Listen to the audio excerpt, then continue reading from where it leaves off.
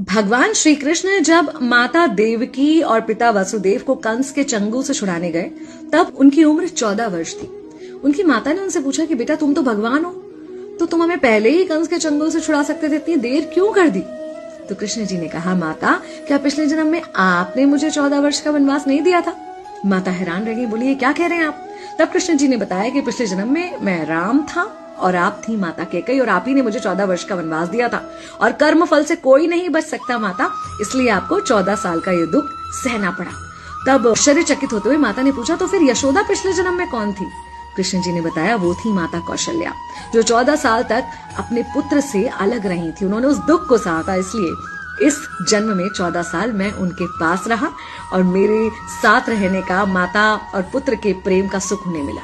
कहने का मतलब यह है कि कर्म फल से ना उस युग में कोई बचा था, ना आज कोई बचेगा। खुद भगवान भी कर्म फल से नहीं बच सकते, इसलिए अपने हर एक कर्म को बहुत सोच समझ कर कीजिए, क्योंकि जिसके भी खिलाफ आप कुछ गलत कर रहे हैं उससे आपकी शत्रुता कुछ समय या शायद एक जन्म की है, लेकिन उसके साथ कुछ गलत करके आप अपने कई जन्म बिगाड़ सकते हैं।